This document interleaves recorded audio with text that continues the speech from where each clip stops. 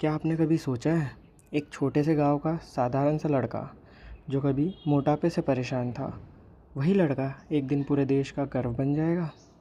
यह कहानी है हरियाणा के एक छोटे से गांव खांदरा में जन्मे उस लड़के की, जिसका नाम है नीरज चोपड़ा। जी हाँ, नीरज चोपड़ा 24 दिसंबर 1997 को जन्म लिए थे।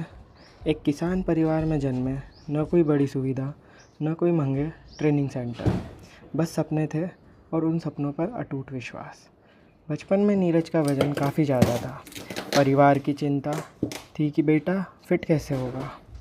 उन्हें स्टेडियम भेजा गया सिर्फ दौड़ने और वज़न कम करने के लिए, लेकिन किस्मत को कुछ और ही मंजूर था।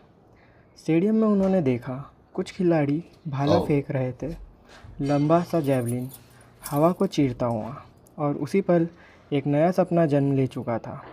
लेकिन रास्ता आसान नहीं था। अंतर्राष्ट्रीय स्तर का जैवलिन लाखों का आता है।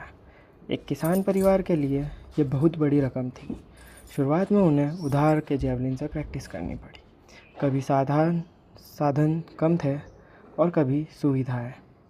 फिर भी एक चीज़ कभी कम नहीं हुई, मेहनत। 2016 विश्व जूनियर चैम्पियनशिप, नीरज ने 86.48 मीटर का थ्रो किया और विश्व रिकॉर्ड बना दिया। पहली बार दुनिया ने भारत के इस युवा खिलाड़ी का नाम सुना। 2018 में एशियन गेम्स और कॉमनवेल्थ गेम्स दोनों में गोल्ड। अब पूरा देश उनसे उम्मीदें लगाने लगा था, लेकिन असली परीक्षा अभी बाकी थी।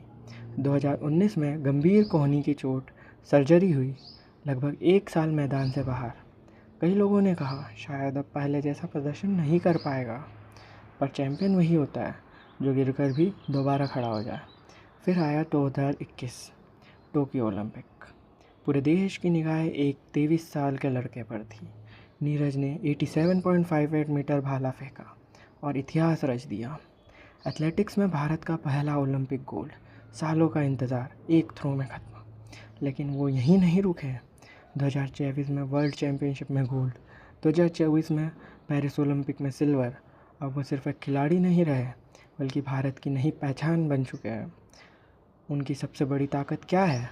शांति, अनुशासन और ज़मीन से जुड़ा रहना। इतनी बड़ी उपलब्धियों के बाद भी वो आज भी वही सादगी वाला लड़का है जो अपने गांव और अपनी मिट्टी को नहीं भूला। नीरज चोपड़ा ने सिर्फ मेडल नहीं जीते, उन्होंने भारत के करोड़ों युवाओं को एक विश्वास दिया है कि अगर इरादा मजबूत हो तो गांव की मिट्टी से भी ओलंपिक गोल्ड उग सकता है। तो अगली बार जब आपको लगे कि आपके पास संसाधन कम है, तो याद रखना, सपने संसाधनों से नहीं, हौसले से पूरे होते हैं। जय हिंद।